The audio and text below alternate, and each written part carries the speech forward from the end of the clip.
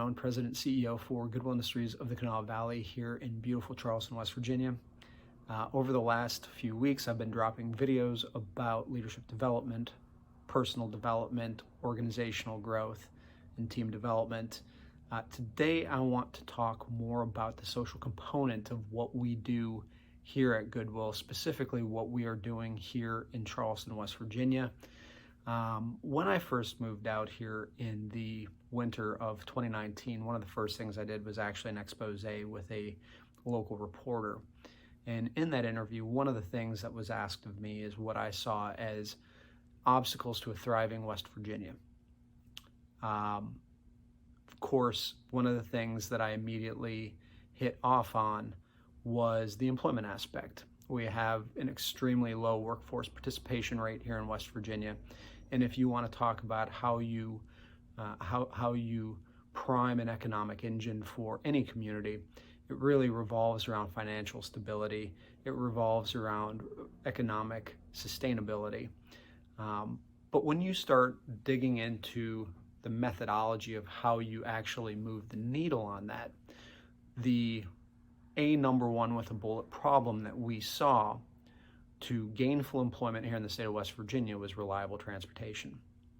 Now, coming from Phoenix, Arizona, coming from South Texas, mass transit or public transit certainly wasn't one of those obstacles I was familiar with.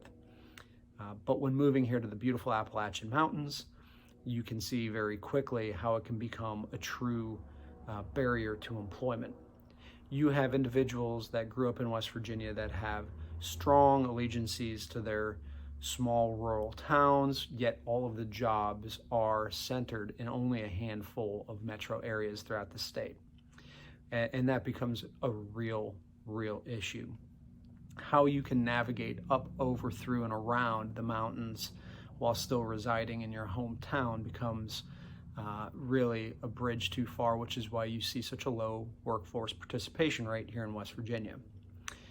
One of the things that was really kind of interesting when you really boil down and look at all of the minutia of numbers, here in West Virginia, roughly 10% of the population, 10% of the adult population have no access to transportation. That's 1 out of every 10 adults in the state doesn't have the ability to take a bus, get a ride from a friend. They don't have the ability to go to and fro. Of the 90% that do, nearly a quarter of them don't have the ability to actually drive legally. They lack driver's license, insurances, etc. While looking at that problem, our team put together what we have since referred to as a Wheels to Work program. This Wheels to Work program allows us the opportunity to work with individuals who have a barrier to transportation, help them find a job, secure it for a minimum of 90 days, provide them financial literacy, budgeting courses, and the like. At that point, once they've checked all of those boxes and have demonstrated a capability of being able to self-fund a vehicle and have the ability to save for a vehicle, then what we'll do is we actually match dollar for dollar on a down payment. We leverage our good credit rating with financial banking institutions here locally to secure a low interest loan as the guarantor of the loan for individuals regardless of what their credit history is. If an individual has poor credit, quite honestly, they don't typically get loans. And if they do, they would get such a high interest loan that it almost guarantees their inability to actually pay it. By leveraging our credit rate, we're able to keep that at a manageable rate for an individual who is looking to improve their lot in life, right?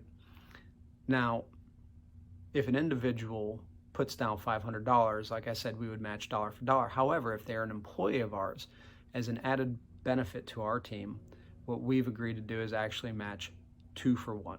So if they put down 500, we would put down 1,000. Now, the really interesting thing is while they're doing this over the next several years, and we provide that wraparound case management while they're on the job and while they're paying this car note, what we'll do is at the end of that last payment, not only do we hand them the title to the vehicle, we're going to hand them a check for every penny in interest they ever paid into it. And that money is intended to go towards continued maintenance, fuel, etc. on the vehicle. We think that this is an opportunity to get them set off on the right foot, allow them to still live and reside wherever they want to while still working wherever they need to. This is a big first step in securing independence, and it's something that we know is going to be a game changer here in West Virginia. This is just one thing that we're doing to help solve a much, much greater problem. When we talk about a thriving West Virginia and we're talking about workforce participation, you have to look at those barriers, you have to look at the obstacles, and this is the number one on the top of the list issue here in the state of West Virginia. With that, if there is any questions about what we are doing, I always love to answer that. You can drop those in the comment section below. If you are so moved with what we're trying to do, hit like, hit subscribe.